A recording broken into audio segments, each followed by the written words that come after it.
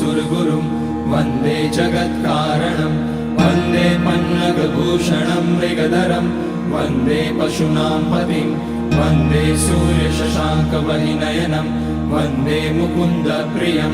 वन्दे भक्तजनाश्रयं च वरदं वन्दे शिवं शङ्करम् ॐ मृत्युञ्जयाय रुद्राय नीलकण्ठाय शम्भवे अमृतेशाय शर्वाय महादेवाय ते नमः। नमस्तेस्तु भगवन् विश्वेश्वराय महादेवाय त्र्यम्बकाय त्रिपुरान्तकाय त्रिकाग्निकालाय कालाग्निरुद्राय नीलकण्ठाय मृत्युञ्जयाय सर्वेश्वराय सदाशिवाय श्रीमान् महादेवाय नमः। ॐ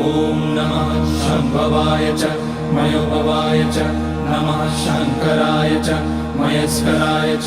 नमः शिवाय च शिवतराय च ॐ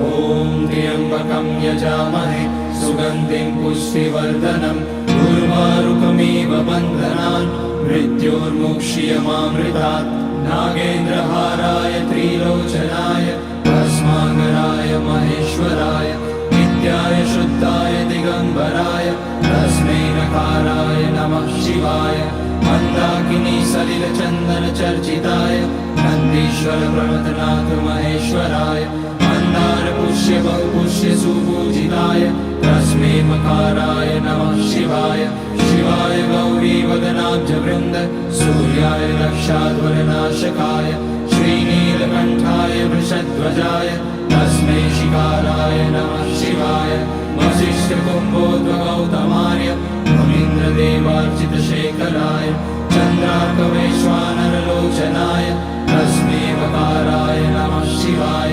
यज्ञस्वरूपाय जटाधराय पिनाकहस्ताय सनातनाय दिव्याय देवाय दिगम्बराय तस्मै यकाराय नमः शिवाय पञ्चाक्षरमिदं पुण्यं यः पठेत शिवसन्निधौ शिवलोकमवाप्नोति शिवेन सह मोदते।